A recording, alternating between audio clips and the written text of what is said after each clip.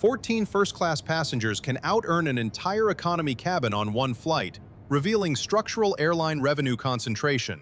On a single transatlantic departure, premium cabins dominate institutional revenue allocation, exposing asymmetric pricing power.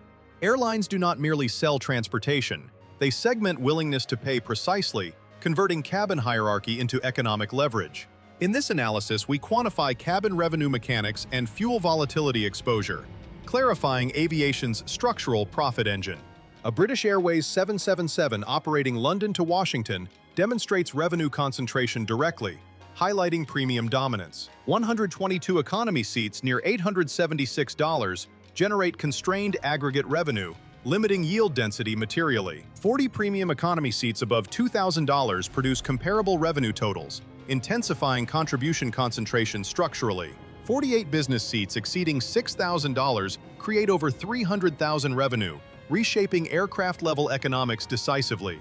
14 first-class suites near $9,000 add six-figure revenue impact, despite minimal passenger volume concentration. Less than half the passengers generate more than 80% of total revenue on board, demonstrating structural revenue concentration imbalance. Revenue does not equal profit because operating expenditure remains substantial per departure, compressing net institutional margins. A 6-hour Atlantic crossing consumes thousands of gallons of jet fuel daily, imposing commodity-driven structural cost volatility.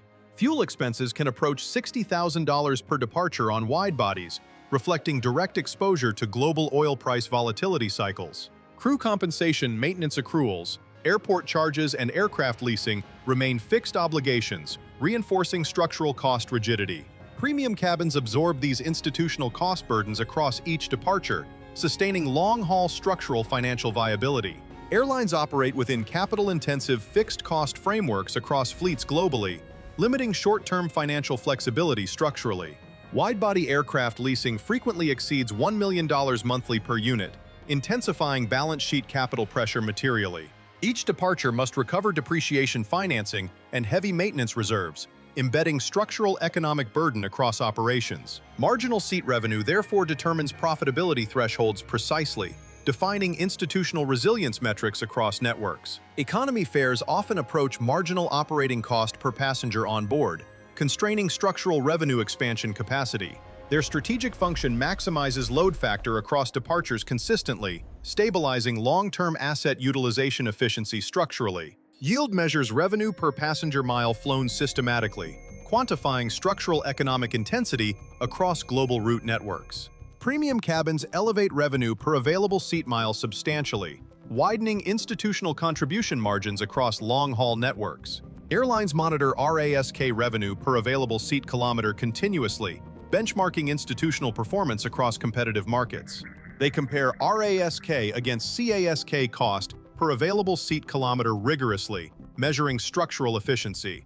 Profit materializes only when RASK exceeds CASK consistently across networks, confirming sustainable governance discipline. Premium demand ensures this profitability threshold is surpassed reliably, protecting structural operating margins sustainably long-term. Without premium revenue, long-haul route structures risk persistent financial deficits, undermining institutional network viability structurally. Fuel price spikes amplify operating cost exposure per departure abruptly, compressing institutional earnings resilience structurally. Economy fares cannot increase proportionally during oil volatility cycles, limiting structural revenue responsiveness materially. Business travelers exhibit low price sensitivity under corporate reimbursement policies, expanding institutional revenue opportunity. Employers fund tickets within formalized institutional travel governance frameworks, reducing individual cost discipline structurally. These passengers demand schedule flexibility and last-minute booking privileges consistently, increasing structural yield concentration materially. Airlines monetize urgency through unrestricted fares and contractual change flexibility provisions, capturing institutional economic surplus. Tourist fares require advance purchase and strict modification penalties contractually, segmenting demand across economic tiers structurally. This pricing architecture extracts differentiated willingness to pay precisely, strengthening institutional revenue density structurally. The aircraft remains physically identical across cabins, yet ticket rules diverge materially, reinforcing institutional segmentation discipline. Over decades, airlines layered spatial differentiation onto fare categories systematically, Institutionalizing structural cabin hierarchy. Business cabins introduced lie-flat seating lounge access and priority services, enhancing institutional premium justification structurally. Forward cabin space per passenger increased substantially over time, intensifying structural floor allocation pressure materially. Cabin real estate became a quantifiable economic asset on board aircraft, measured through institutional revenue density metrics. Airlines calculate revenue per square foot of floor space precisely, optimizing structural allocation efficiency across global cabin networks. Economy seating occupies under 4 square feet per passenger on board, maximizing structural density efficiency across departures. Business seating consumes nearly triple that footprint area structurally, demanding proportionally higher yield concentration consistently.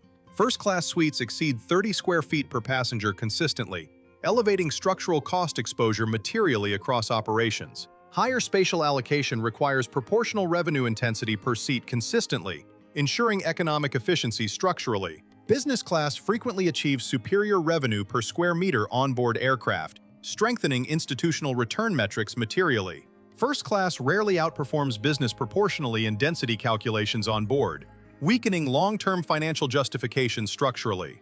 Incremental luxury enhancements fail to offset sacrificed floor space consistently, constraining structural profitability materially.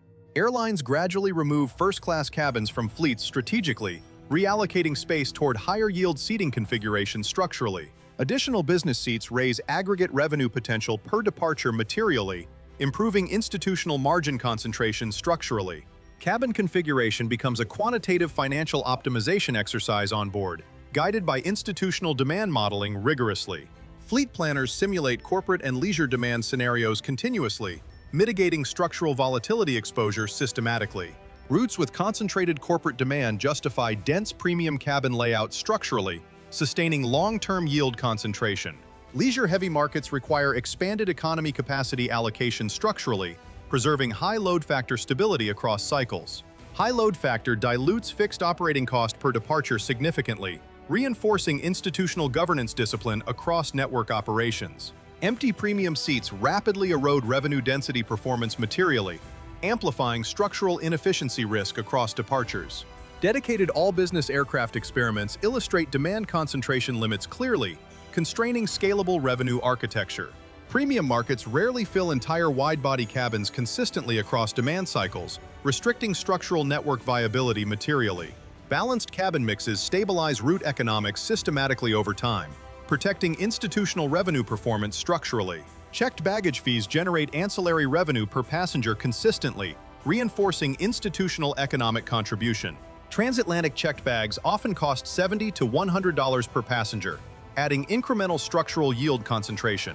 Premium fares embed baggage allowances within ticket pricing frameworks structurally, strengthening institutional revenue architecture materially. Economy travelers frequently purchase baggage separately at higher marginal rates, enhancing ancillary revenue density structurally. Airport lounge access for business travelers can cost $50 to $70 per visit, representing embedded institutional service leverage.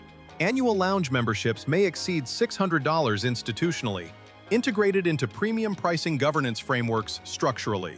These service layers increase structural cost per passenger modestly, elevating institutional yield concentration across premium segments. Economy passengers rarely access bundled baggage or lounge privileges on board, reinforcing institutional segmentation disciplines structurally. Early commercial aviation functioned as universal premium travel structurally, reflecting extreme institutional pricing barriers globally. Deregulation later enabled pricing autonomy across carriers institutionally, transforming structural revenue governance frameworks materially. Modern airlines optimize revenue per aircraft rather than per passenger systematically, prioritizing structural density metrics institutionally. Fuel hedging, dynamic pricing, and forecasting mechanisms mitigate commodity volatility structurally, stabilizing institutional earnings resilience. Premium travelers subsidize intercontinental connectivity networks economically, anchoring structural institutional stability globally. Economy passengers secure high load factors across departures consistently, diluting fixed cost exposure across global networks structurally. Airline class systems exist to maximize structural economic efficiency onboard aircraft, not passenger comfort narratives institutionally.